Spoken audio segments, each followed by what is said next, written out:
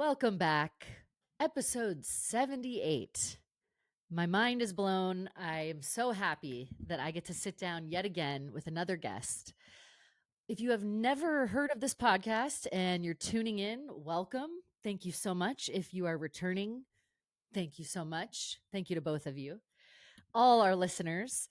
This is episode 78 of Adventures in Adversity. This podcast is a podcast where we are lucky enough to feature real people who tell true stories about how they have overcome or are currently overcoming adversity in their own life. And I always say there's many, many forms of adversity.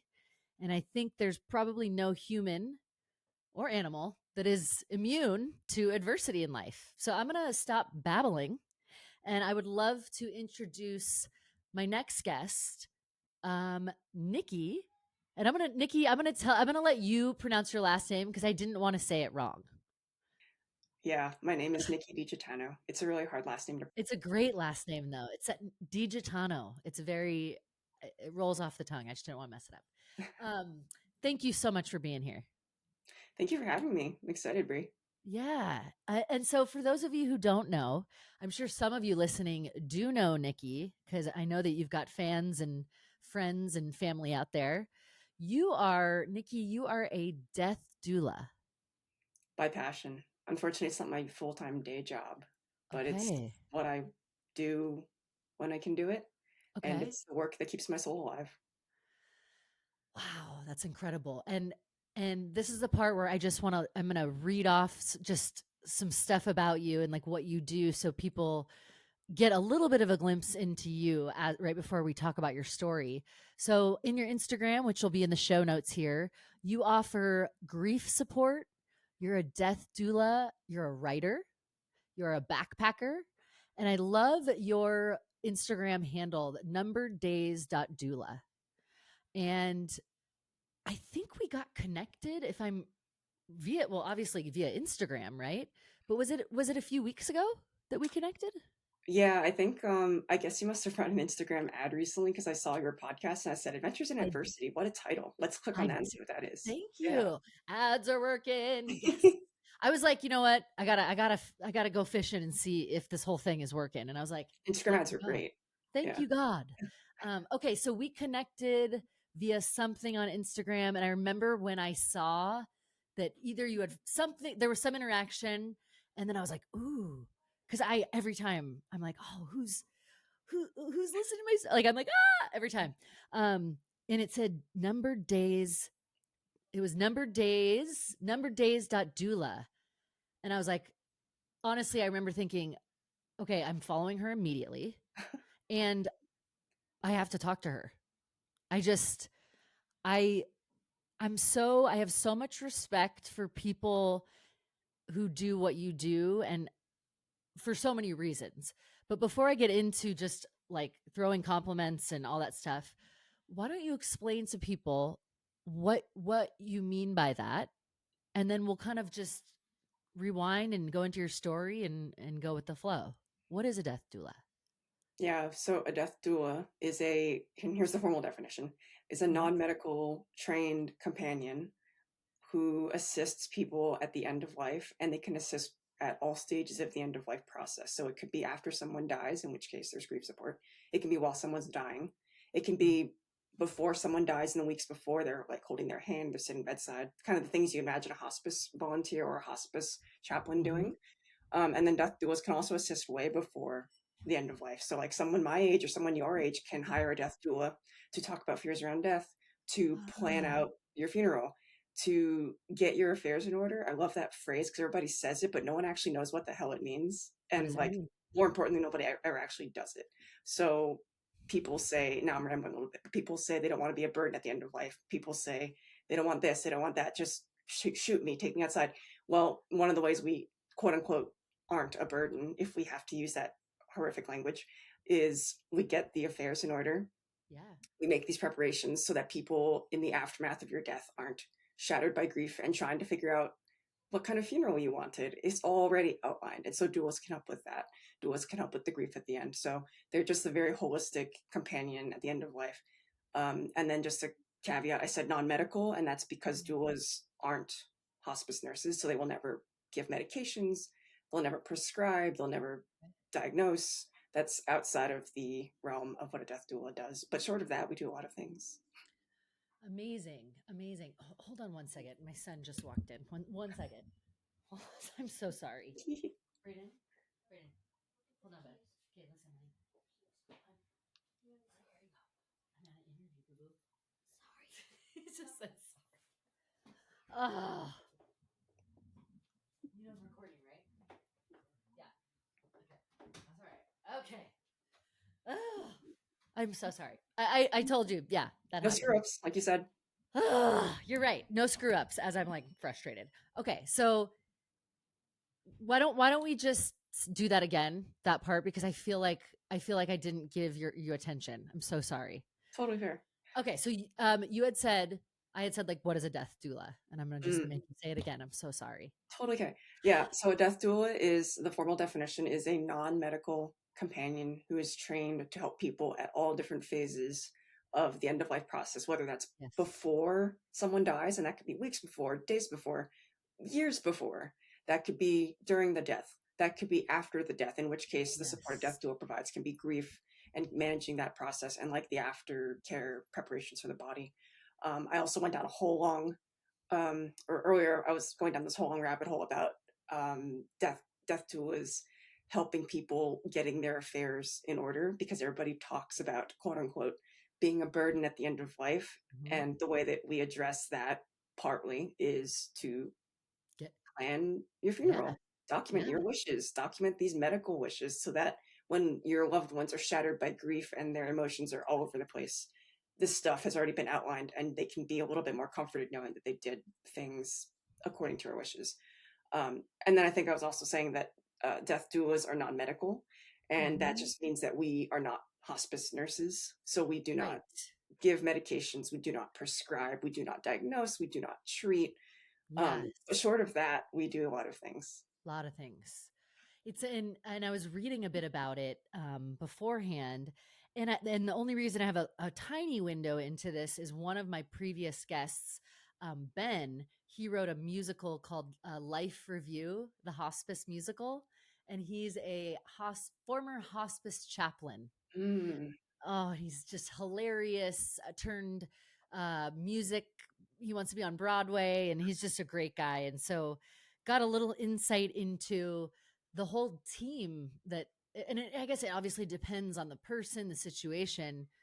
Maybe they don't have people with them. Maybe they have a whole team of people. It all. I mean, you must. There's so many questions I have, but again, I think I'm just so intrigued and so like I don't know if you get this a lot where people are just like, wow, like, because it's such a, the one guarantee in life, right? We are all going to pass on. And I feel like it's one of those things that everybody's very scared of, a lot of people, right? And when you said getting your affairs in order, it actually makes perfect sense to do that stuff ahead of time, because it's like that will ease the pain of, that's one less thing they have to worry about, right? It's a lot harder to do that when you're literally in the process of dying. It's a lot harder to do that when you're dead and your people are having to deal with this after you're dead. So yes, it's yeah. Okay, so let me ask you this, Niki, and we'll go into your day to day of what you do. Was this something, being a death doula, at what point in life did this cross your mind for the first time, that this could be something to do? This is kind of why I resonated with your podcast title, is because I think I came to it through adversity. So the short answer is I came to death doula work in 2019, slowly. I was a hospice volunteer first for about 9 months right before COVID hit. And what was happening is I had just graduated with my bachelor's degree in an unrelated field. So advertising, marketing, that's my day job. Still is. I've had that job for like 8 years now. I've been in this industry.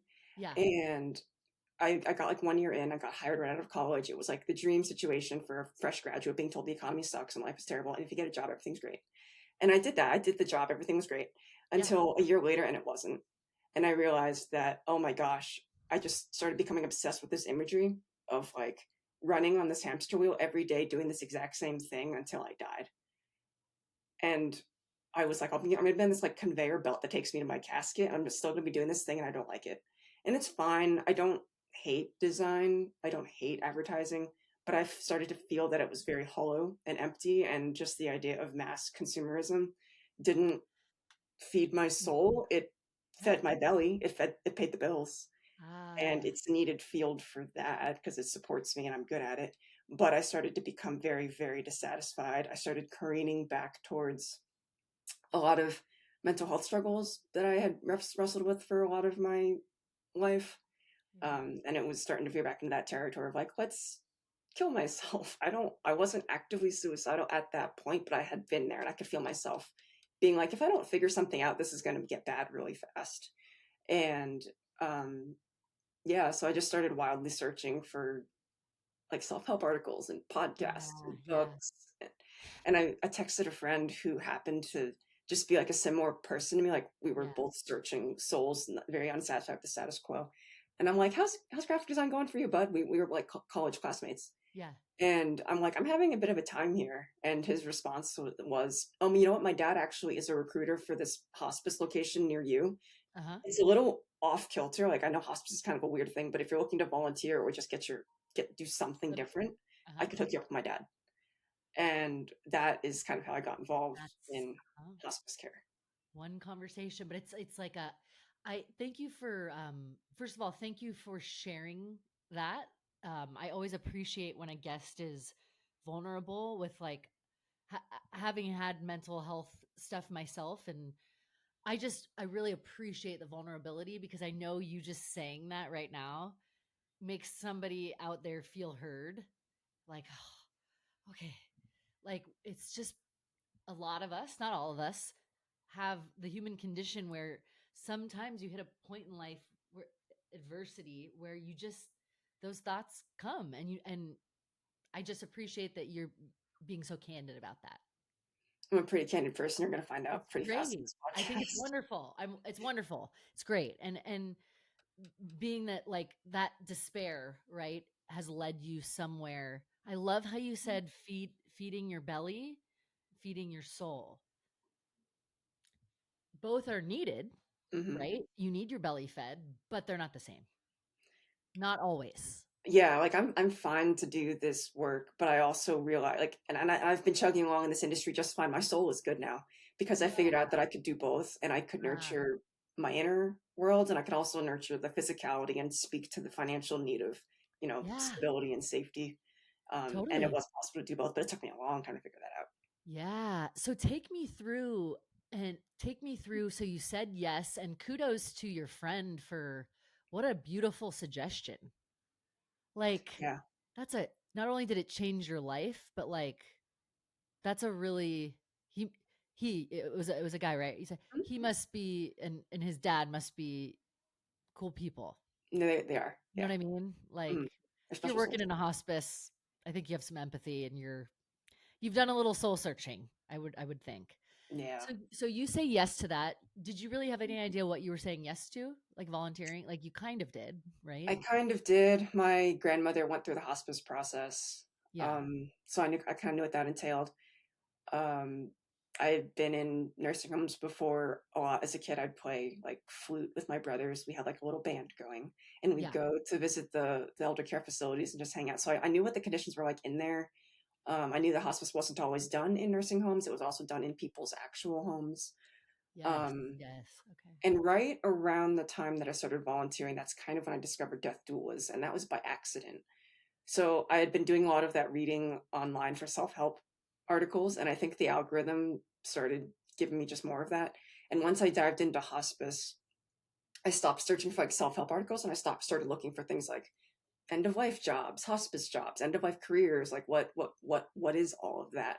And through that process, I eventually came upon a death doula training Uh-huh. through the University of Vermont held Amazing. online, and I'm like, oh, I don't know what this is, but this sounds really cool. I read about it and I'm like, I'm in. It That seems like it was very much complementary to the hospice work that I was doing. yeah. And a lot of death doula trainings very strongly suggest that actually some of them require that you get some hospice volunteering before you hang your shingle and say I'm a doula now. So I Yes. thought it just kind of made sense. So okay, so tell me what that experience, I mean, for someone out there who might not know, what is a hospice setting typically like? And I have been in that hospice setting as a visitor twice, once when I was very young, and but I would like to understand a bit more too. When you say hospice. Yeah, so hospice is like it's like a mode of care. Its setting is kind of an interesting word, but it's like a type of care that you receive when a doctor tells you you have 6 months or less to live. Okay. And that care, again, like I was saying, can be offered in a hospital. It can be Yeah. offered in a nursing home. So if you have like a grandma who's old and she's in a nursing home and she has dementia or whatever, it can be offered in the home. So if it's Okay. maybe grandma is like sick and dying at home, or maybe more tragically, there's like a person who's younger who's receiving care at Yes. home and they could receive the hospice care there. And hospice care is usually comprised of a hospice nurse, a hospice chaplain, a hospice social worker, and hospice volunteers. And those four groups kind of make up the compendium of Of the care. team. And Mhm. it's so let me actually back up before I ramble. Yeah. Hospice care, unlike the typical medical landscape, aims to provide comfort at the end of life. We're kind of accepting the fact that we're not going to do any more of those quote unquote heroic measures to save somebody. Oh. Not that treatment and managing of a disease can't still be had, because you can. I've seen patients take like medications and stuff. Mhm. But like invasive surgeries wouldn't be a thing in hospice as much, or invasive, like tons and tons of chemo, for example. Yeah. It's more of like, here's pain management. You're not really feeling great. Instead of telling you can't have this pain drug because you have to get ready for your surgery or whatever, you can actually have this pain med and you can feel a lot better and you can be more present with your loved ones and you can feel like a human again for a while. Yeah. And so they'll have like a nurse that comes in every day, or every couple of days. It's not all, it depends on kind of the person, the patient, I Yeah. believe. Yeah. We'll have a social worker come in, like again, it's kind of similar schedule, like every couple of days, once a week, whatever the schedule is. Same with Uh-huh. the chaplain and the Yep. volunteers. And so as a hospice patient, you're entitled to all of this. And Medicare pays for it. It's like something that you get, the government mostly does Yeah. something right for a change. That's They kind of great. supply that. Yeah. Interesting. So, yep, that makes sense. And I'm kind of picturing now my other guest, Ben, like he would be on that team as like a hospice chaplain. Mm. And then, okay. And then, yep, the visitors, because I remember I have a core memory of visiting a friend's mom Mm. and just being like, oh, what is this place? I think I was 15. And I'm like, oh, this isn't a hospital, but it's okay. This is like, and I think that was my first glimpse into, oh, okay, this, they're taking care of you as you transition out of life. Mm. And it's such a, I mean, I know death is very hard and tragic in a lot of ways, obviously, but it, for me, it's the reason why I wanted to talk to you is because I think what you do is literally bringing and like light and love and comfort into the a situation that is like there's no worse adversity for me. You're dying, right? Even though it's your time, and or maybe it's not your time. It's I can't think of a tougher situation is what I'm trying to say that that you're assisting with. So Yeah. it's I commend you for that, and I'll say it a few times. So so many You mentioned questions. something earlier that I actually want to veer off course and discuss. You said like Yeah. in the very beginning of our call, you said like, "Oh wow," I just keep like rambling, or I keep saying like, "Oh wow," or do you get that all? Like, "Oh wow," and when you said that, I thought to myself, yeah, people are kind of surprised by this work, and it's kind of interesting to me that they are, because like then you also said, "But death is the one guarantee," right? So if people are amazed Yeah. by this work that I do, and yet we also know that it's the one It's guarantee. So like, why are we amazed when you're talking to a death doula? You know what I mean? It's totally, because it's like we you know what it is? I wonder, and I'm sure you have a few things to say about this. It's almost like we know it's guaranteed, but we just don't really want to face it. Uh that's why, and I saw one of your reels, or even I think something I hear, or maybe we talked about it, where you're like, I think we talked about it before we hit record. Part of what you do is like help people get their affairs in order. And some people are like, it's like, why are we doing that? We're alive. Why are you being so dark? Like Mm, we're not dead here. Why are we planning? And it's like, but you will be For sure. That's the only thing we know. And taxes, death and I think taxes. taxes. Seriously. And you have an accountant. So why not have a death doula? Or, you know what I'm saying?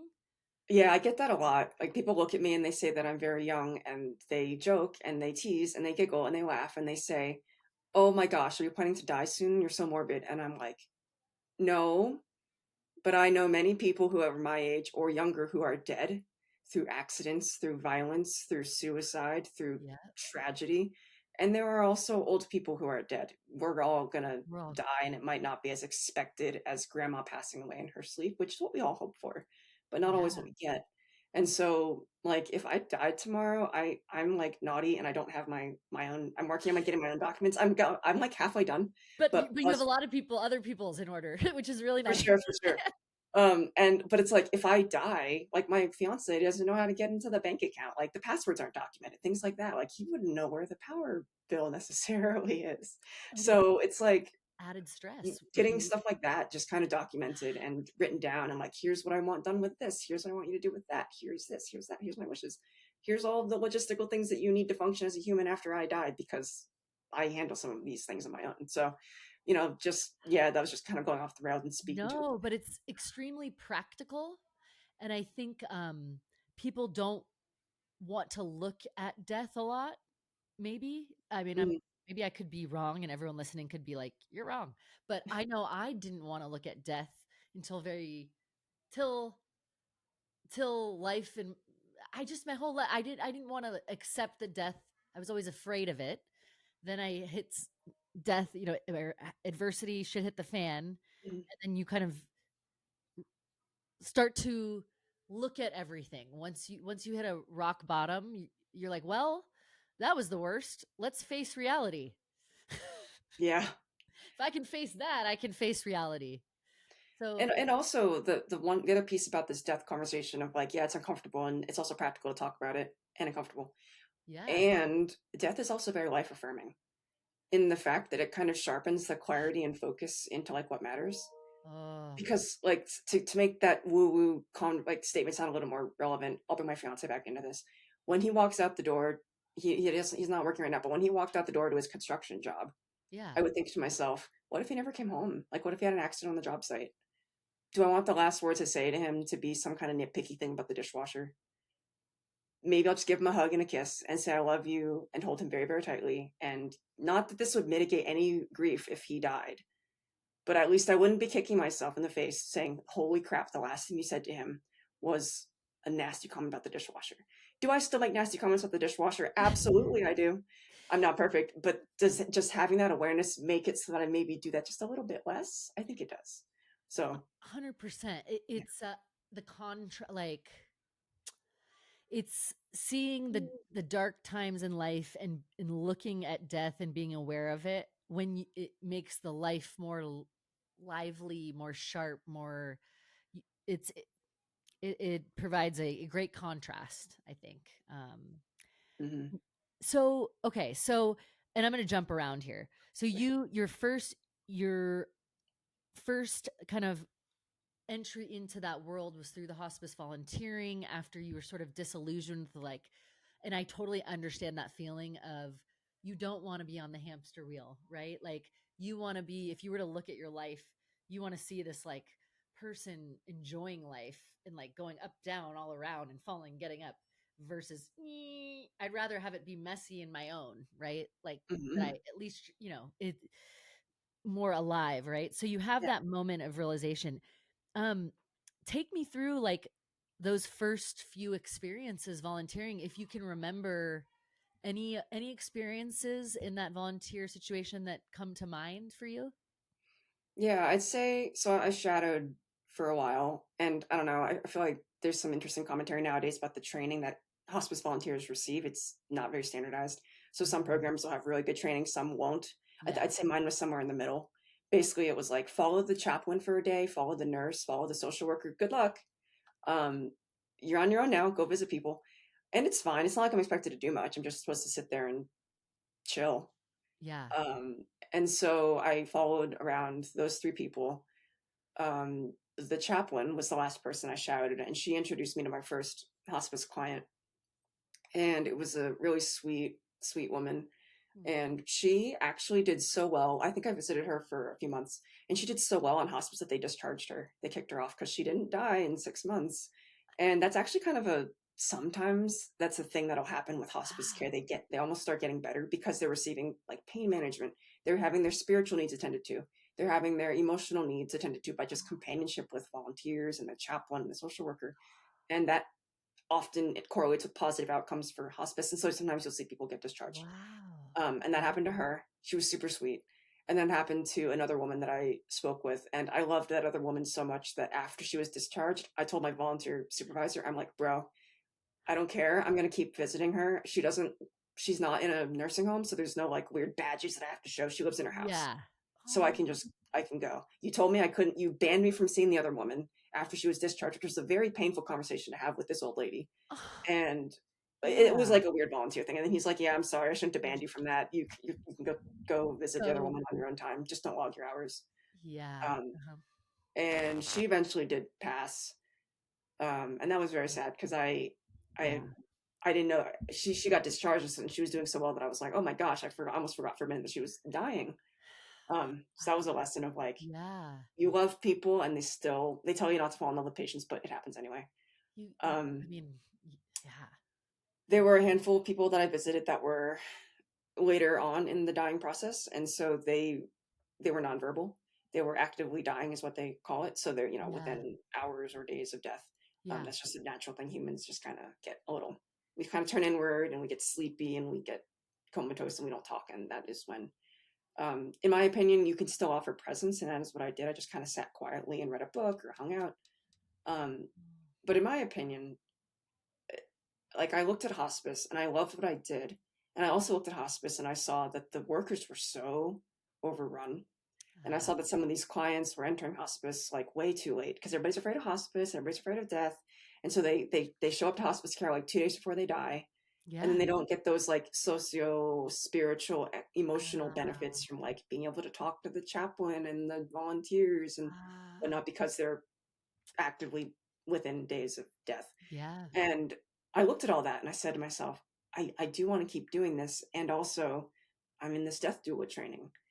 And I'm learning that death doulas can help way beyond just the bedside moments. They have that spectrum of care that comes far before death and far after death. And I was really attracted to both of those pieces. That's So, yeah, that sounds like yeah, to have an experience and then actually see gaps and then have that moment where you're like, "Wait, I can potentially fill those and like help people." Um that's really cool. And I was doing a little bit of research just about general about the process of dying, and you mentioned that there are just a little bit of background. There are phases of dying.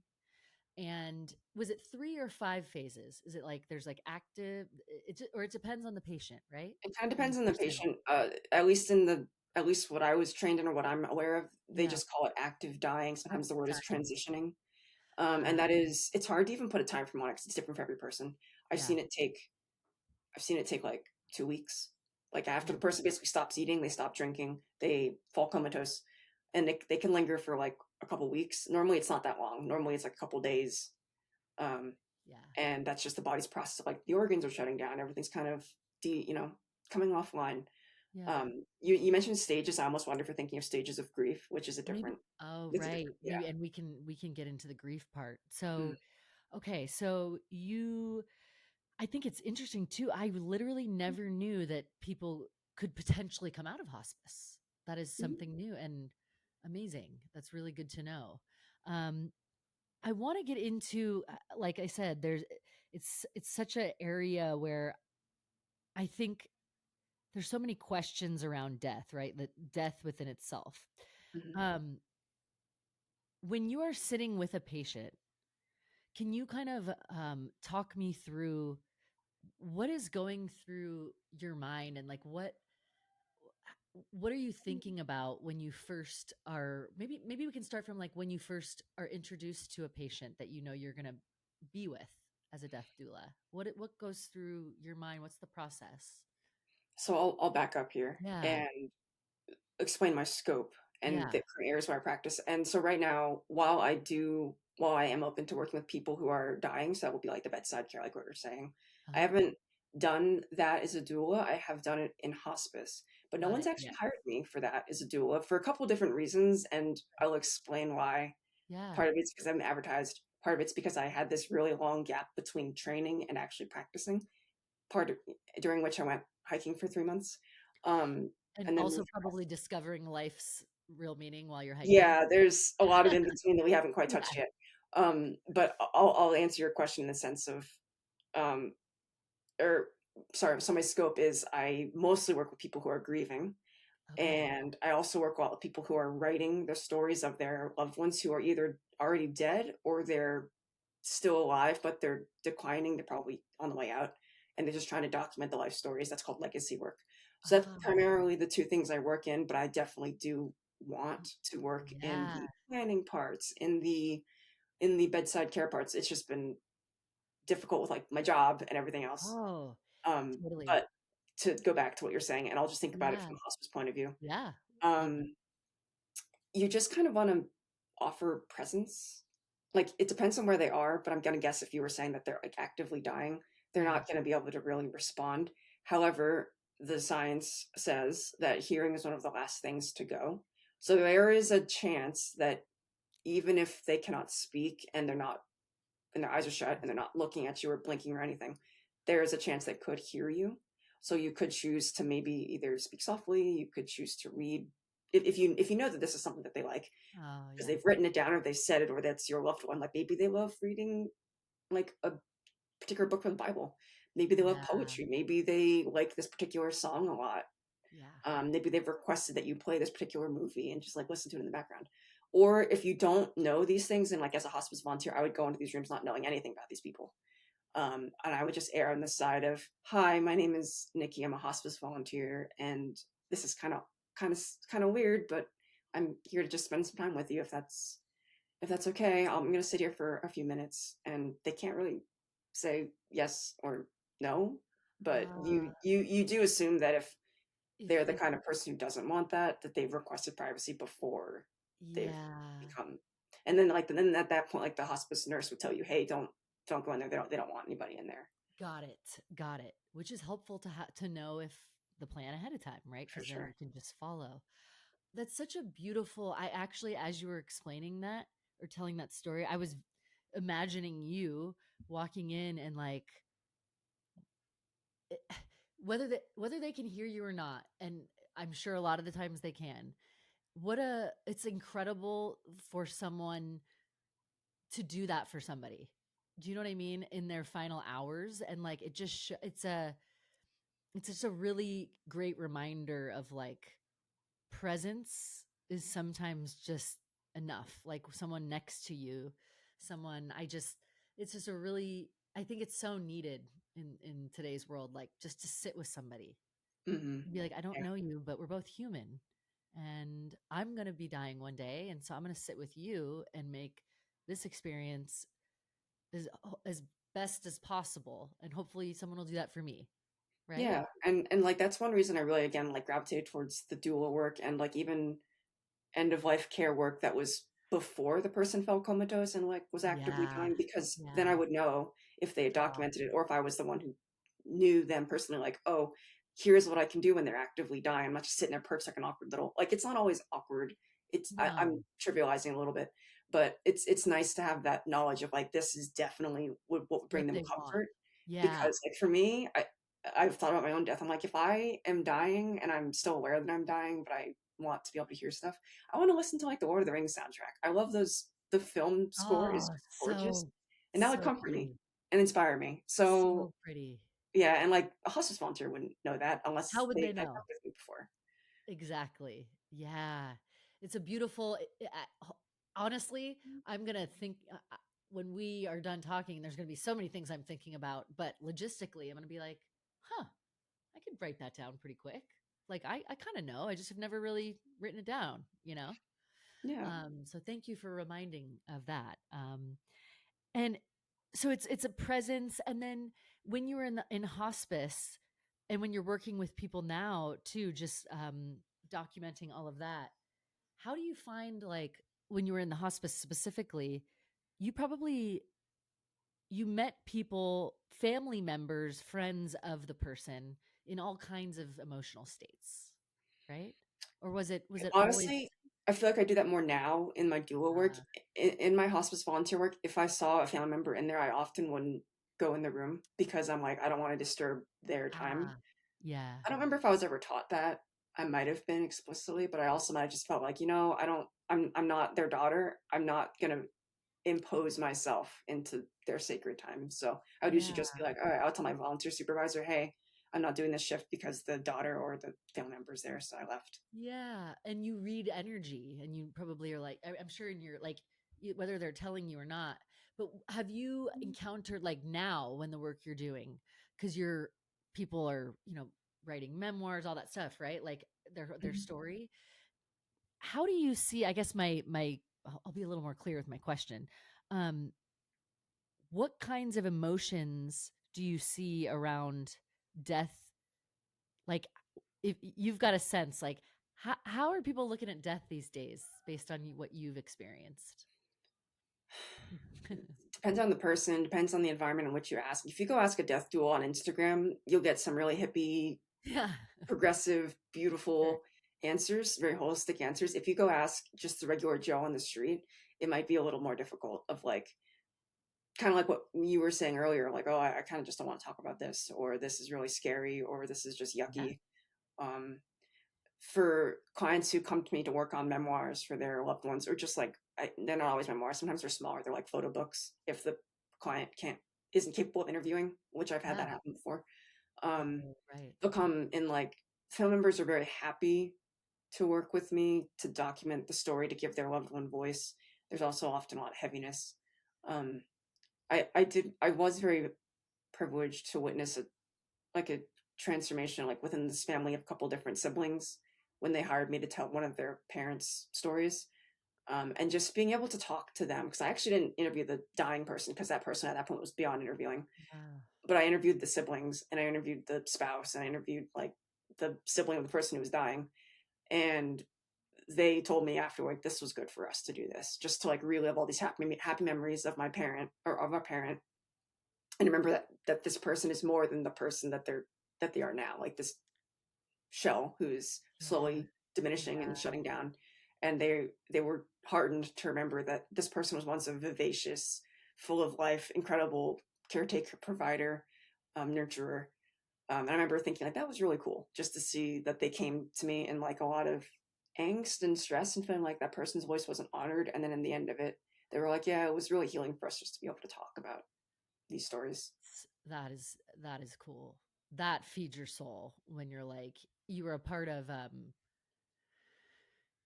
not only creating the story that lives on forever, right? But I think it was just beautiful, by the way, that you're like, as a writer, like so much respect for that. And then just to help a family, like through not only a death, but like families are complicated, Hmm. like Yeah. I don't care who you are. Sorry. If you say your family's not complicated, I'm like, how close are you? If you're not, come on now. Yeah. And my family, I'm crazy. Um, but I just think it's because the aspect like you handle obviously in the moment as a death doula, you will be handling like the actual process and comforting of that person. But I love that there's so many facets to your work that you're like, I can also help you with writing the story of your loved one. I can also help, and you also help people in the death like that industry create websites, right? Like what's cool is because you know all the areas of it, right? I just have my interests just happen to intersect in some very beneficial ways. I mean, like I said, I'm a graphic designer. That's my day job. And I found Yeah. out, oh, I very much can speak with this demographic because I don't need to research what a death doula is. I already know. I know how to position us on the website because I do it myself. I know what good design looks like because that's Yeah. what I get paid to do. And then for the writing and the memoirs and the books, I just have always loved writing. And I've just always Beautiful. been creative. And I feel like doulas are inherently pretty people who wear many hats. I'm not an exception. There's a lot of doulas I know do a million things. Some of them do like Yeah. massage. They incorporate that into their practice. They incorporate Reiki or any kind of like energy Yes. healing into their practice. They incorporate like Swedish death cleaning, like organizing the house after someone Wow. dies. And those are all things that I don't really do, but like I know I can list like 5 different doulas who do all of those things. In addition to the just, oh, we sit there while they die kind of thing, right? There's It's not so just, many. yeah. See, this is why it's cool. Like, this is a whole world. And by the way, you even mentioning those things, now I'm like, I didn't know there's like support for you, for people that are dying and the people that are grieving. Hmm. And like, our society, like, be tough. And obviously now mental health conversation, everyone's reaching out more. But there's a whole aspect of the when someone is dying or when you're grieving, that's a whole nother world, and The resources exist, but they're not pushed upon us or spoken about as highly as other resources. And it's great that other resources are highlighted in our world, but I wish that there was more care given to people who are grieving traumatic loss, who are grieving just regular like pet death, who are grieving the fact that grandma died, just grief or death or any of it. And those resources, they exist, but they're like under a rock and you have to know how to find them. And it's yes, hard if you don't know what you don't know. it's really interesting that you said pet death because and she will love that I'm giving her a shout out. I'm interviewing a guest that is now following you. Mm. Since I posted a story about you, and I'm connecting this. You'll be like, why are you, I'm going to bring it back in 1 second. The pet death reminded me of her because unfortunately she just lost her dog a few days ago, and he's the cutest. I'm interviewing her Friday because she has gone through some narcissistic stuff and all that, and I was just looking at her stories like of her dog, and I love my dog, and I'm like tearing up at the coffee shop, and I'm like, oh, and then I saw she was following you, and I thought to myself, I'm so glad she's following her because she's grieving. She's grieving this beautiful dog that has been her buddy through a lot of stuff. And then I Tell thought her to about hit me up. I, I think so because Oh. I'm just like, thank you for bringing attention to like, I know I just took a pivot from people to pets, but pets are a huge source of grief for people when you lose a pet. They become, there's a lot of science in the grief world about like attachment figures, and so when parents die, everybody's like, oh well, it's the natural state of the order that parents die. But then, and clients will come to me saying that, and I'll remind them, excuse me, they're also a prime attachment figure that you've had for your entire life. And honestly, pets kind of, not that they're our parents, but pets become that source of like an attachment figure in our brain cells, in our nervous system, of like, this little critter, this little soft, fluffy love bug, I can hold on to him or her when I'm sad, and they like regulate me and they calm me, and they're part of my routines. Like I feed them, I walk them, and now all of a sudden, poof, they're gone. And if anyone thinks that's not a dysregulating experience that brings up grief, then clearly they've never loved and lost a pet. I have. I keep his little ashes on my shelf there, and I still can't read about the Rainbow Bridge without crying because I'm like my Oh, little cat. oh, You I know. know. When I saw she had posted a bunch of pictures, and then that one, I was like, okay. Okay. And my little guy's sitting right there, and I I have no so attachment figure. That is so interesting to me. So we all have attachment figures. Yeah, I'm not trying to say that pets are attachment figures, but I'm just trying No, to but draw a trust me, correlation. it's mine. Okay. Yeah, well, I'm just like people are starting to agree that when parents die, like yes, it's the natural order of life, and also it's still really friggin' hard because of the fact that your brain Is has been wired to like look to them. I don't care if you're a grown up. I don't care if you're 50 years old. When your mom dies, it's still a big deal. It's mm, still a big deal to your body, to your nervous system, to your brain chemistry, to everything. And again, not that pets are that, but they no. can take up a similar role of like Yes. that attachment in your chemistry, in your body, in your cells. And so when they die, everybody minimizes, oh, it's just a dog. And then that's when I start talking about the grief Olympics, which is what happens when everybody's like, and this is kind of why I avoid grief groups. I'm sure that's something that some people love, but I personally Mhm. prefer one-on-one care. But sometimes in grief groups they can get away from productivity, and it becomes the grief Olympics, where people Ah, are like, oh well, your dog died, that's not as bad as my grandma dying. Oh well, your grandma died, that's not as bad as my mom dying. Oh well, your mom died, that's not as bad as my child dying. And it's just, I I people do it's that outside of grief support groups. People do that to themselves. They Yes. invalidate their own stuff. And Yes. it's like, why don't we just say that everyone's grief is their grief? I'm not saying you go to someone who just had his child die by suicide and say that your pet is the same as that. I'm just saying that right now, in this moment, for you, your grief of your pet is your grief of your pet. And you're allowed to feel sad about that. And you're allowed to cry your eyes out and feel horrible. Like, there's no grief Olympics here. So That's such a good term, and I'm never gonna forget that. Wow. it's not, You're I can't claim credit. I've seen it in multiple places. yeah, But yeah, the grief Olympics. you're not like just feel the feeling because it's real because it's valid. Like it's Mhm. just yeah, You yeah, love the little critter. Therefore, it's valid when you're in the critter dies and you're really torn up yeah. about it. We're human. We're human. Hmm. Wow. Okay, so you've got that's so interesting and cool that you've got that multifaceted aspect where you're doing design, you're helping out with like writing the stories, you're counseling, you're supporting, you're helping people get their ducks in a row. Hmm. And tell me a little bit again, I'm jumping all over. Welcome to my brain. If somebody's listening and they're like, "Wait, I don't know if I'm ready to face death yet, but I do want to know what more of that get your ducks in a row thing. If I ever thought to do it, what would I have to do?" Yeah. There's places where you can do that. You could go fivewishes.org.com. You can check the Oh, show notes. I could check the link and give it to you. okay. That's a pretty good resource. It's pretty thorough. It's like a little packet of things, and it's the five wishes. I can't remember what they exactly are, which is bad. That's okay. But they're like, I wish to be like this. I can't, I'll have to double check this later. Cover all your bases, right? Yeah, and it's basically what it does is it outlines like preferences for medical care. Like I wish to be free of pain or something like that, or I wish my medical preferences to look like this. And so there's a couple legal documents that you fill out in there of like, I don't know if you know what an advanced care directive is, Yes, but I that's do know. okay. Yeah, so that's Yes. part of it. Um, it'll say like, I'm trying to think of what else. It can get really granular of like Yeah. when people are, here's the people I want to visit me when I'm dying, here's people who I maybe don't want to visit me when I'm dying.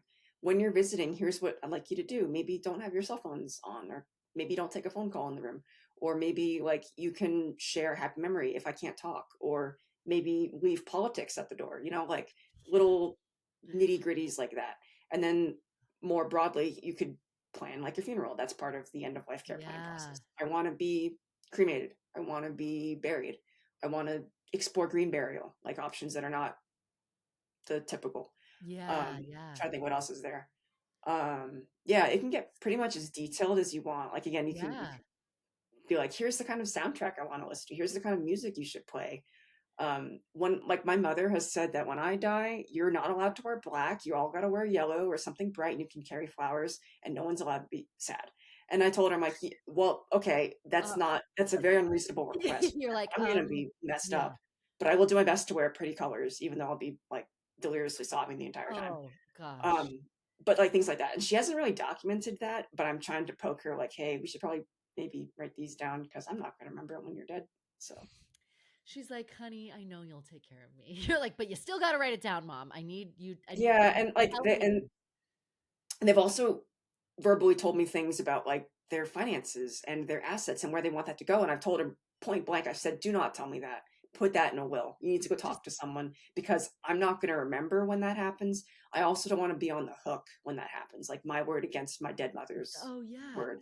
This needs to be documented. And she's like, yeah, I'll do it. So yeah, for sure. It's the if you want to go as, "Hey, I just want the five bases covered," you can do a go check that out, or you could get as detailed as you want. But I think the takeaway for me of what you're saying is if you're somebody who's a planner, even if you're not, or if you're somebody who would like to make it easier on the people around you should anything happen and when something happens, not should, when it Mhm. does, um, why not plan that? If you're planning all your vacations and you're planning your stocks and your meals and your getaways, why not just plan one more thing real quick? You only have to do it once. For sure.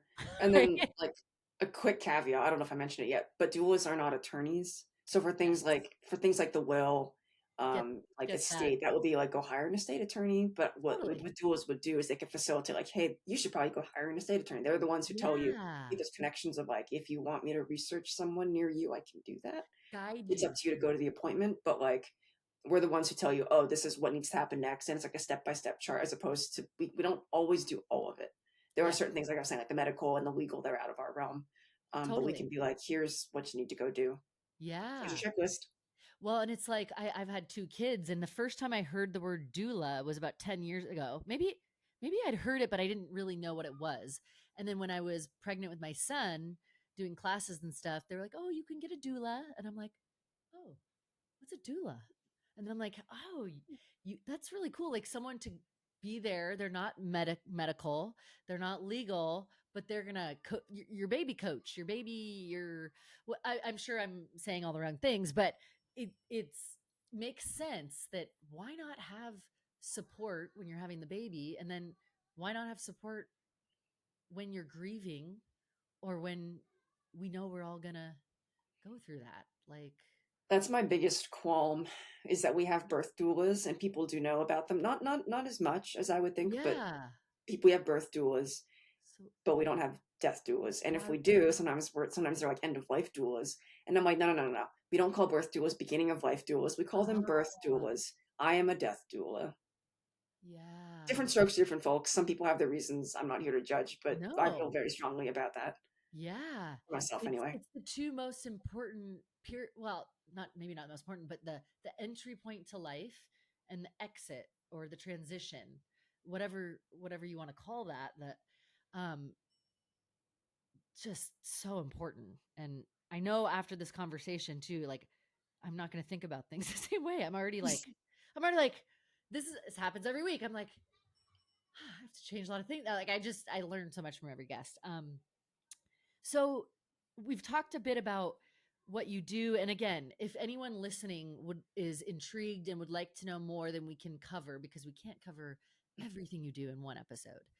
But please check the show notes because there's all kinds of information, and I've loved watching your reels too, and just you answer questions, you kind of talk through like misconceptions or things where I'm like, oh, you really give people insight into things surrounding death, grief, how society views it, how to cope. You just like open the door for conversation about this really scary topic for a lot of people, that paralyzing for a lot of people, right? Um, what are your and again, I know as a death doula, you respect everybody's thoughts on death, I'm sure, and like whatever their beliefs are.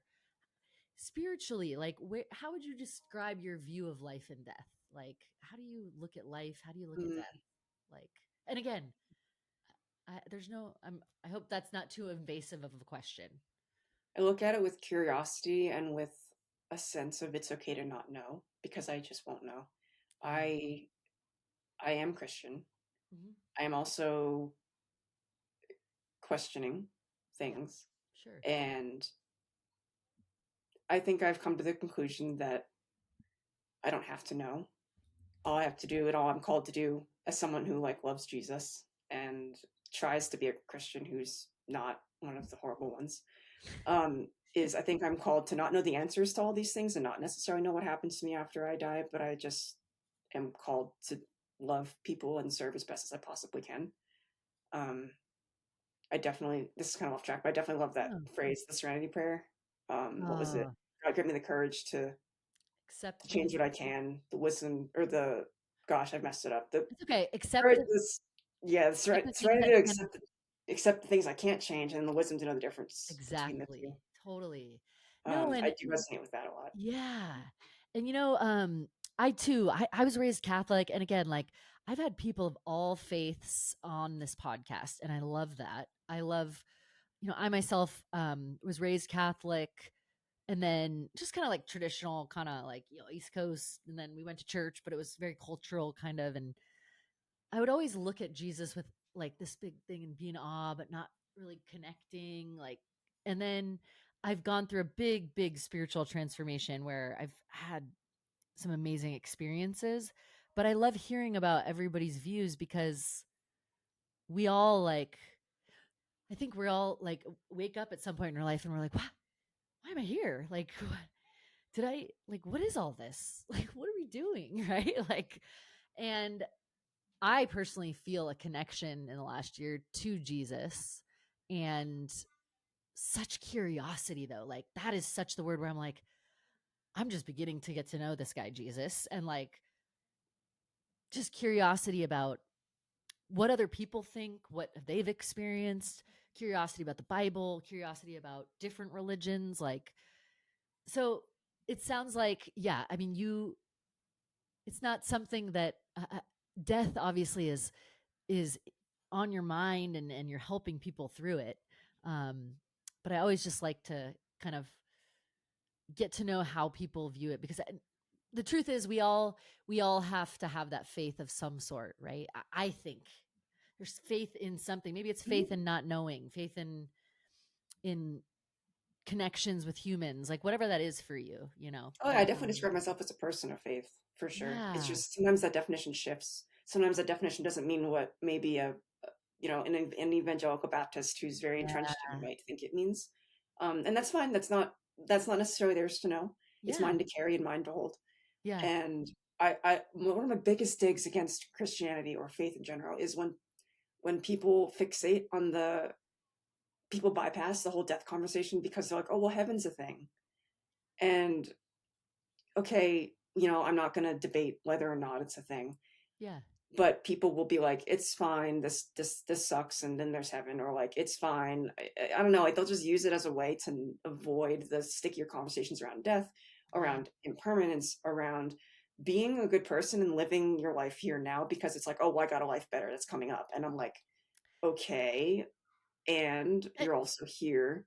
What are you going to do with that? I think you're missing the point of what Jesus and God and all of them said. If you're just looking to get out of earth and go to heaven, and I'm like, you're kind of missing the point. But that's just my yeah, thoughts. I just find it can get a little bit interesting yeah, at that point. yeah. That's a great point. And why not, like, if you do believe that you're going to go to heaven, Hmm. um, why not make the road there as beautiful as possible and as painless as possible? Not only for you, but I think just had a realization. If you are making plans and they know everyone around you knows what your plans are, they can maybe exhale a little bit, knowing that hey, I know this is awful, but her plans are definitely being like I'm seeing them unfold and this is right on track. At least we have that.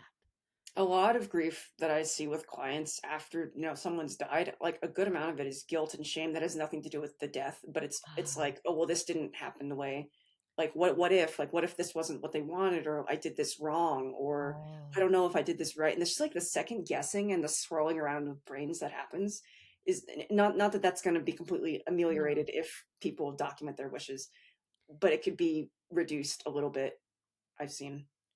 Why not? One less thing, right? To have to grieve or have Mm. shame about whatever that feelings may be.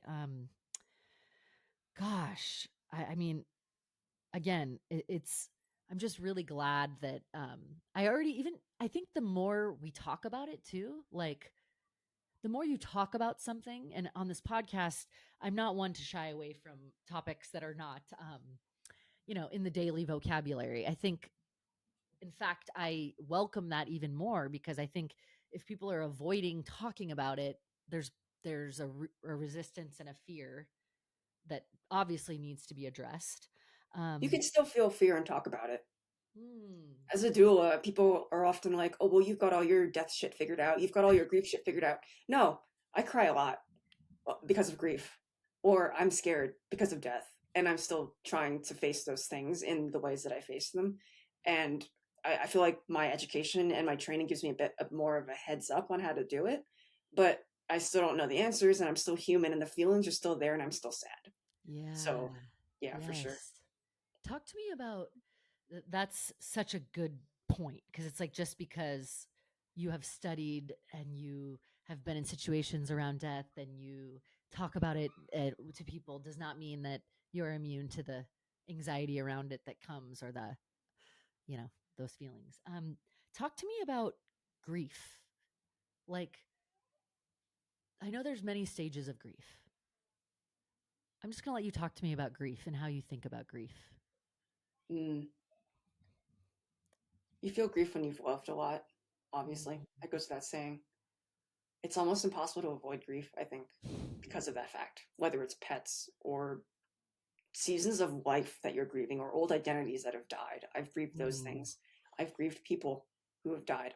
There's also anticipatory grief, which is when you know that someone is gonna die. Usually it's like an older parent who's declining and you're getting ready, like, oh, this is it, maybe a year.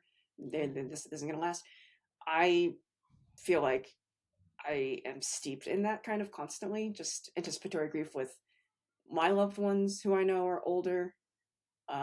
And it can get very difficult, especially when I talk to clients who poke at that thing because they are wrestling with something similar or because they're talking about like parent death. And I'm like, oh, this feels like, oh, I don't want to cry in my client session. I'll just do that afterwards. Um, so yeah, it's a very broad question with, I guess, a very broad answer. I mean, I've grieved the fact that I'm adopted. Like, I'm Chinese, and my last name, my Italian last name, that's hard to pronounce, is my dad's, who's a good old Italian boy from Jersey. And my mother is a Southern Belle from Florida, and they couldn't have kids, and they adopted back when China had the one child policy 30 years ago. Oh. And so sometimes the other day I was sad because I'm like, I'm never going to have the same face as my mother. I won't get the gift of getting older and seeing her smile on my face. So when she dies, I won't be able to, like, my friends will have that. My fiance will have that with his family. And that it's like little things that people don't even think about because they're just used to looking like their parent. And they complain that, oh, my mom's buck teeth, or I have my mom's stupid fat thighs or something nasty about themselves. And I'm like, I, it's kind of a gift. I don't have that. And I'm kind of sad about it. you wish you could. Yeah, you You wish know, you could. there's like little things like that come up again, like anticipatory grief, just random things, and you just kind of sit with it and go with it. There's really no way to. Sometimes Yeah. I'm just like, yeah, I'm having a griefy day. It's not debilitating me. I haven't lost someone that. It's not like I lost my partner. I walked Yeah. with my grandfather through his death. I saw him pass. That was very sad. I feel like I've had a lot of grief that stems from regret, actually. Like, and the older I've gotten, the more I miss him, and the more I wish that I wasn't a bratty teenager when he died, and he was here now, so I could tell him about the work that I'm doing because he'd be so into it.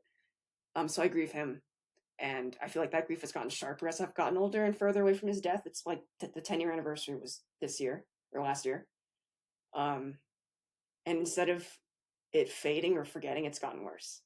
And it's like, you know what? That's just how it is. It's not something I'm upset about. It just is. And if I have to cry about it, I'll cry about it. And I do. And I cry about a bunch of random griefy things. Does that answer your Oh, question? well, Very thank long. you. No, Yeah. and I know it was a very broad question, but I again want to thank you. I always thank my guests when thank you for sharing the fact that you're adopted. I've had I have a now a beautiful connection to the adoptee community because I've had, let's see, Julie Brumley, Wilson Munsterman, Jim Serrano, and am I missing? Oh, let's see. Gosh, if I'm missing, I've had at least three adoptees on the podcast, and I have learned so much about what what someone who is adopted goes through and grieves just from hearing their stories.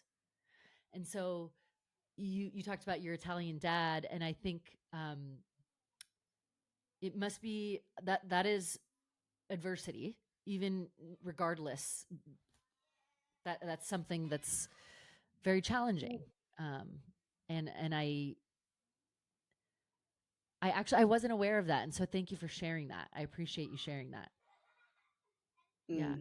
Speaking of adversity, I feel like we still haven't talked about one of the main adversity reasons that uh, like It's, that kind of drew me. So like the hike that kind of is connected to this death work in a weird way. I don't know if we even got into that yet. no, please let's. Well, no, I just there we're gonna like every one of my guests, I'm like, we're gonna have to have a part 2 and a part 3 because like you're gonna have to come back. But talk to me. Okay, so like you, oh gosh, so talk to me. You're a hiker as well, and so I feel like that's a spiritual passion. Most It hikers, right? was one of the reasons that I didn't get the experience as a doula back in 2019. Well, part of it was because from 2019 to 2022, I just was crippled by imposter syndrome, and I didn't feel like I could practice. So I just didn't. I read a lot of books, I did the trainings, and it was great, and I had all this knowledge, but I wasn't sure what to do with it. And I had quit hospice volunteering at the time, and I was living in Baltimore with a guy who wasn't the best. And at some point, he was like, "Hey, I need a break. This is kind of random, but get out. We're gonna take some time." And I'm like, "Oh, I mean, I knew we had some issues. I knew we fought a lot, but why didn't you dump me when we were fighting and not like when actually things are pretty okay?" Um, and during that break, I was like, "Well, I'm homeless for a month. This sucks. But you know, if I'm gonna be homeless, I might as well be homeless in the woods. So I'm gonna go to the Appalachian Trail, which is something I wanted to do since I was a kid.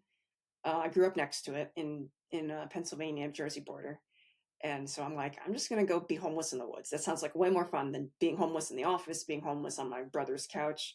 Um, I didn't want to go to my parents because I felt like ashamed of the whole situation. It was just a big Yeah. dumpster fire, and I said, the woods. That's where I'm going. Um, and I figured I actually just got a break in my job where we had hired someone else who was able to take over my duties while I was away. And I said, "Hey, listen, boss, I'm going to leave for 3 months. The Appalachian Trail takes 6 months, so I'm not going to try to do the whole thing, but I'm going to do half. See ya. Hopefully, I'll have a job, right?" And he's like, "Yeah, you'll have a job. Just come back in 3 months." That's great. So I figured I would go from West Virginia to Maine, which is 900 miles. Oh no, wait, no, that's West Virginia to the end of the Appalachian Trail in the middle of Maine is 1,100 miles. I ended up not doing the full thing. I did 900 miles. I quit a little bit earlier than I planned, but it was enough. It was enough for me to honestly gain a lot of courage and to gain the strength and the guts, frankly, to one, leave my relationship.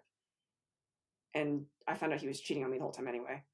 And to move across the country because I decided that once I was in the mountains, I couldn't go back to Baltimore and see all the cement. I wanted to go be somewhere with big mountains, which is why I'm now in Salt Lake City, Utah. Yep. Yep. Beautiful. And three, it actually gave me the courage to practice as a doula. I didn't practice until I got off the trail. Then I finally realized I can do hard stuff. I survived all these things. I walked from West Virginia to Maine. I think I can be a death doula. I have all the training. I just have to start. I just have to begin. I have to volunteer, do this for free for a while or something. Um, and that's the truncated version of it. But yeah, it was the best summer of my life. That's that's so badass. Actually, great idea. Why not? You're like, why not just do this now? And literally, what a great place to clear your mind, right? Right. And Mhm. it's funny. You mentioned what sounds like it was a not a great relationship, as far as like ultimately, right? Like, um, did you have any realizations when you were out there hiking? Any moments where you were like, just No, I was a big fat dumbass, and I didn't, and I was very clingy to him the whole time. And like, honestly, the Appalachian Trail, everybody thinks it's really remote, but you do have cell service for a lot of it. oh, But that's then good. we hit Vermont, and that's actually a pretty rugged state. I didn't know it was going to be so empty. There's nothing in Vermont, and the cell signal just evaporated. And Yeah. not being able to call my partner at the time like freaked me out. And I was like so close to just quitting and being like, "I'm going home. I hate this. I miss my partner." It actually, I didn't realize things were bad until I came home from the trail and he was acting kind of weird and kind of controlling. And I thought, oh, maybe this is just my fault because I'm just used to being in the woods for 3 months. No one told me what to do.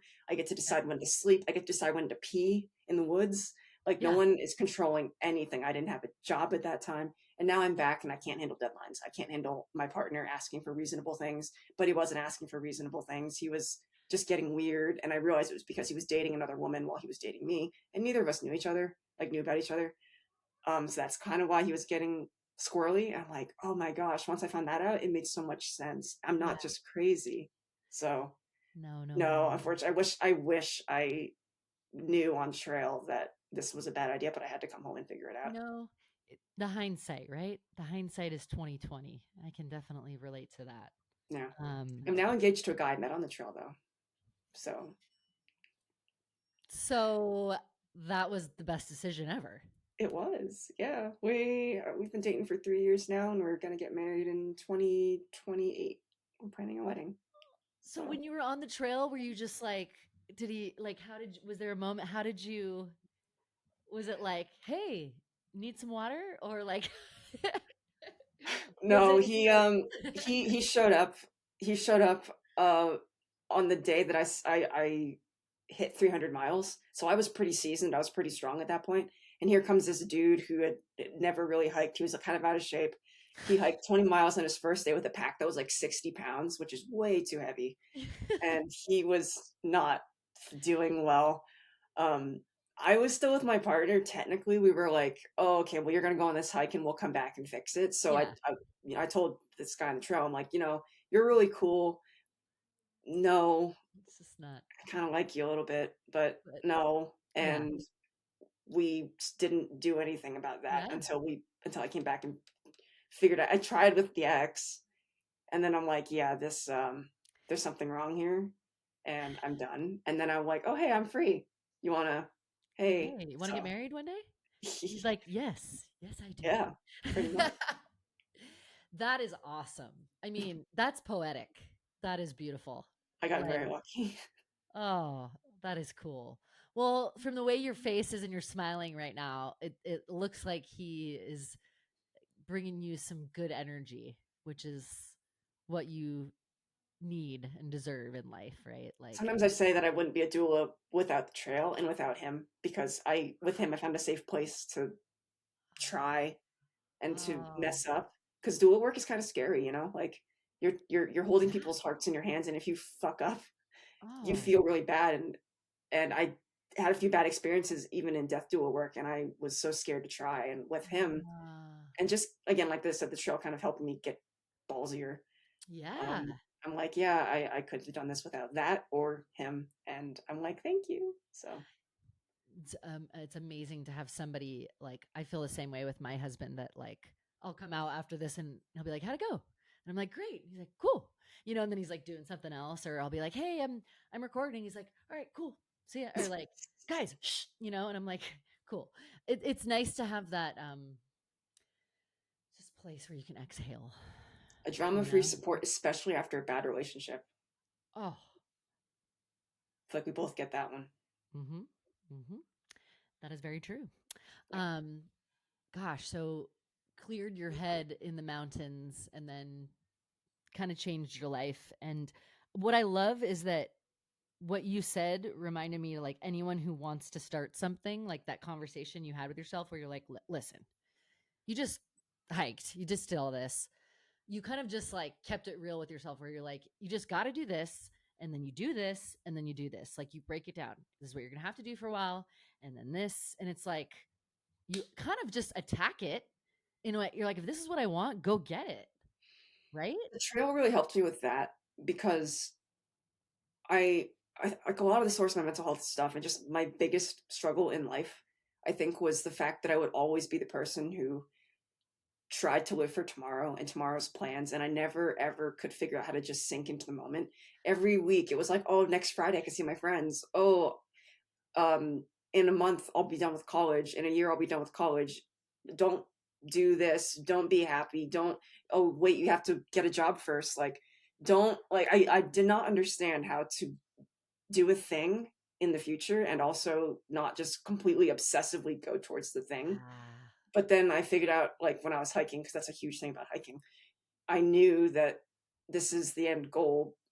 And there was a time in Vermont when I was hiking where I was like, oh my gosh, obsessed with the goal. And I was so upset and furious and like having a hard time because I was going back into the stupid patterns that I had off trail. And I brought them into the woods with me. I brought society's rules into the woods with me. ah, And I realized, wait a second, if I just chill out, and the second I chilled out, man, the rest of my hike was amazing. It was like, wow, I know that I'm going towards the end. I know that it's coming, uh-huh. which is very similar to death work when you think of it. But I was able to be like, oh my gosh, I'm so happy in these mountains. This is a really hard day today, but wow, it's so pretty. And oh my gosh, it's so awesome. And this and that and this. And I got better at that when I like I took that lesson with me when I got off the trail. I'm like, okay, Yeah. well, you can become a doula and you can choose to obsess about this again, or you can slowly, purposefully chip away at these tasks, like you were saying. But also, you can't tie your self-worth into this. You can't only live when you become a death doula, like, and you're a practicing death doula. You have Yes. to enjoy the process along the way, or else you're just gonna never live. You'll just be in the future, and then you'll die, and then you just live for tomorrow. Mm-hmm. Tomorrow moves. That's the whole point. It's called tomorrow for a reason. Yeah. So yeah, when you said like attacking the stuff like that, just reminded me of, oh yeah, this is what I learned. It is. It is so like you know the end point. Like it, it's a really good metaphor because I think whether you're trying to become something, whatever you're doing, and like even with this podcast too, like I have these goals in mind too, and then I'm like, breathe, but like you're. This is the beautiful part, like, and you even no matter what you're doing, you get where you're like, okay, well, must do, and you're like, yes, that's a great goal, but like every step and everything towards that goal is like, that's good too. It's really good. You're gonna have realizations on the way to the thing, whatever Hmm. the thing is. But like, what is the thing? Because when that thing's done, there's another thing, Yeah, right? It's yeah, the road leading there. yeah. Who are you becoming when you're walking towards the thing that you're trying to get? That's Ah, what I took from it. mm-hmm. That's what the hike taught me. That's what I think life has taught me. That's what I think death work is teaching me. And it's just helped me like be better at slowing down. And also, the depression has never come back because I think it was really connected to that problem I had of just always looking for tomorrow. And then when tomorrow came and it wasn't what I thought, I was just so upset, and I just didn't know how to be happy. And so depression's like, hey, life sucks. You want to die? So yeah. Yeah. Yeah, and it's chasing a moment instead of or chasing some goal, right? But like if you don't ground yourself in the moment, like you end up getting very depressed. You're either living back or forward, right? Like It's so yeah. easy. I feel like everyone talks about like, oh, hustle culture sucks. Don't hustle. That's so bad. And but then they also say things like, oh, well, you can just drift along and float around and everything's fine. I'm like, no, it's not. If you just float around with no goals, that kind of sucks. Yeah. If you just obsessively pursue your goals, that also kind of sucks. Yep. So where's the middle in all that? Mhm. Mhm. Yeah. Mhm. It's like that balance, the quest for balance, right? Hmm. The quest for balance in life, and then hopefully having like being prepared for and not dreading or fearing, getting to a place where you can manage your fears around death. Like maybe But you and won't. they're all connected, right? So like one phrase that I love, I don't know if you mentioned religions and stuff, Yeah. but Buddhism, they have Love, this love. phrase, yeah, impermanence. Have you heard of that one? Yes. Yes. Everything you Explain love, you will lose. nothing, Everything you love, you will lose. non-attachment, right? Hmm. Like, And that's a really depressing phrase. But one day I woke up and I'm like, oh my gosh, the other half of that phrase, it's everything you love, you will lose. So what will you do right now? And that has helped unlock a lot of like the connection between death work and life work and like living. yeah. Because like again, like, bringing it back to like my fiance, he's gonna die one day. Hopefully not anytime soon. Please God, no. But like, what can I do right now to make the most of my time with him? And not saying like we're in a season of life where he's really busy. He just went back to school, so I don't see him that much. But when I do see him, can I choose to intentionally bring myself into the present with him instead of having my phone in my hand or thinking about the to-do list? Like, no, I allocate my to-do list over here, and then when I'm here with him, I'm Yeah. here with him. Yeah. And that's like that impermanence piece, and also what will you do about it now piece. Yeah. So it's rather empowering when you think of it. It's the acknowledgement and the acceptance of that, but then you have a choice to like actually make that moment something that you won't like regret when it is actually gone, right? I'll still, your brains still do that. Like I've talked to clients who've had deaths of loved ones who have been quote unquote perfect deaths. They've been gentle, they've been lovely, and they still have Oh, regrets. because the brain Ah, is still like, oh my gosh, if I could have just controlled this one little piece. So I'm under no illusions that just because I have this highfalutin philosophy, that's going to make any of this any easier. It's still going to suck. When my fiance dies, when my mom dies, it's going to suck. Nothing I do is going to make that any better.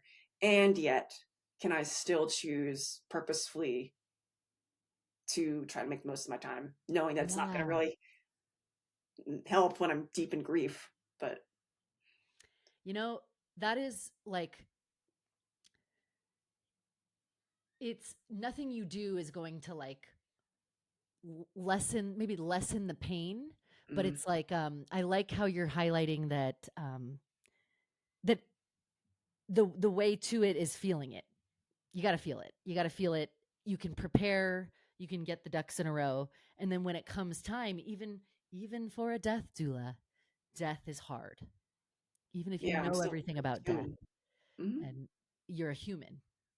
For humans, death is hard. Yeah. For human, yes, for humans.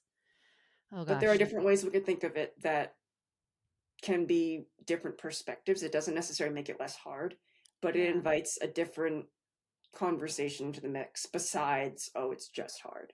It's Yeah. just hard. And what Yeah. else? And even if like, even if you know, have lived a lovely life, and like you said, that you're most likely an important attachment figure for somebody. Whether you believe it about yourself or not, right? Like, I think all of us hold a place for somebody that we might not even like feel worthy of, but like they're going to miss us when we're gone. And it's like really beautiful to know that there are death doulas, and there are grief support, and there are people who will help you write someone's story. Like, that's so cool. That like death should get the same attention that life gets, you know. Yeah, um especially since to me, and the longer I study it, to me they're very intertwined. To me, I think studying death helps me live better in my life. And I wish that that part, if nothing else, was highlighted about death, but Studying it, it's not. yeah, it doesn't make you like it. The more you learn about it, probably the sweeter things taste, and the more beautiful the sunset might be at times, when you're like, oh, this is impermanent.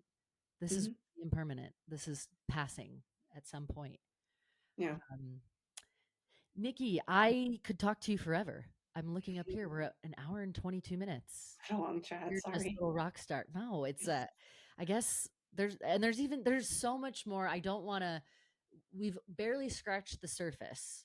But the good news is that anyone hearing this around the world, because we are global, baby. Um, anyone hearing this can reach out to you, can look at your Instagram, the links in the show notes, how they can contact you, website, for the variety of really, really necessary, and just, I think it's incredible, the services that you offer, because it's such a taboo topic. I think it's really brave, and oh, go on, Bubba. This, I need a Hi, studio. doggy. Yeah, I felt like, I swear, I'm like, it's gonna be fine at 2 o'clock, and then I'm like, there's a circus going on outside. It's fine. um, I okay. Where was I? Sorry, I got totally distracted. I just think it's very necessary and very admirable that you are accompanying people in a very difficult time. And I just think this episode, I think, is going to put a ton of light on the support that is available for people. Uh, Yeah, there is support. It's just hard to find it. hard to So find. Now, I'm going to let you have the mic for the last minute here. Is there anything else in between my, sporadic questioning? Anything that you'd like to kind of leave the audience with before we sign off here? I think these last few minutes have been really illuminating and just highlight, at least on the piece that I most like to focus on, which is that aspect of, you know, death is hard and grief is hard, and no one's minimizing those things. No one is toxic positivitying those things. We're just trying to say, or I'm just trying to say, my whole shindig is that we can hold space for that horrible, painful, difficult reality, and we can also welcome in the reality that because our lives are impermanent, because we die, because our loved ones die, because there is tragedy and it sucks, there is also a way to sweeten life and to sink deeply into the texture of life, because it's not going to be here forever. Your loved ones aren't going to be here forever. So go give somebody a hug. I don't know if you saw my Instagram reel, Brie. Yeah. The one about call your mom. I saw that today. Call your mom. Yeah, so everybody should go listen to that song. That was my comfort song for the entirety of last year. And I called my mom a few times, and I texted her, and I wrote her letters. And I, not getting down the rabbit hole of difficult relationships, but when able, we should say those things now. I think that's a big lesson that death has taught me as well, is just say them now, because you don't know. I've talked to clients who they received one phone call and that's it. Like, their person is dead, and it was unexpected. It was an accident. It was violence. It was something that they did not think, oh, I'll see him tomorrow. No, they won't see him tomorrow because they're gone. And it's a pretty frightening reality. It's one that can certainly induce anxiety, which it does in me occasionally. I've had to sit with that too. Yeah. Yeah. And so it's like, well, are we going to let it paralyze us into inaction and anxiety, or are we going to let it make us do something with it while still being a little anxious? Because I'm still a little anxious about my fiance not coming home. So, things like that. Because you love him. Yeah. Yeah, you never know. It's like, it could be, everyone's like, when I went on the Appalachian Trail, everybody's like, oh, are you going to bring a gun? What about bears? Are you going to die? And I'm like thinking to myself, statistically, it's so much more likely to be killed driving to the grocery store 5 minutes away from my house than walking 900 miles to Maine, because I drive through intersections and see some pretty horrific accidents. And I'm like, oh, someone died. There's an ambulance there. There's a stretcher there. Someone probably is dead. Oh boy, that could have been me if I came here 5 minutes earlier. So just noticing those reminders and not letting them paralyze you, but instead wondering, where is the invitation in this? Oh, I love that. Where is the invitation in this? Well, the answer is probably gonna be different for everybody, by the way. It might not look the same for you as for me, or just depending on your circumstances. That's okay.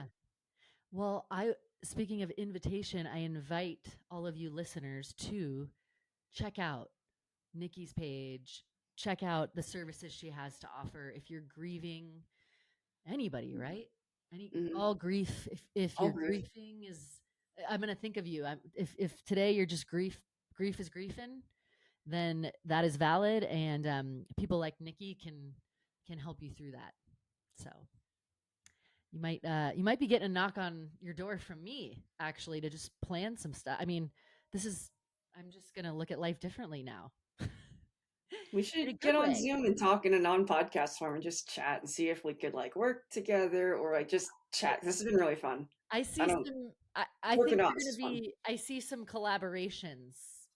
My little brain, my hyper disorganized brain is like, oh, you could do so many things. We should talk about podcast SEO at some point. That's something that I know for marketing, and that's a way to get your podcast, those goals you're talking about. So we could chat about that too. I think you're gonna be getting a message from me on that one. That's for sure. All right. Well, with that, I am going to gratefully close episode 78. Again, Niki, thank you so much. I am so grateful to God, to everything, all the Instagram powers that somehow connected us.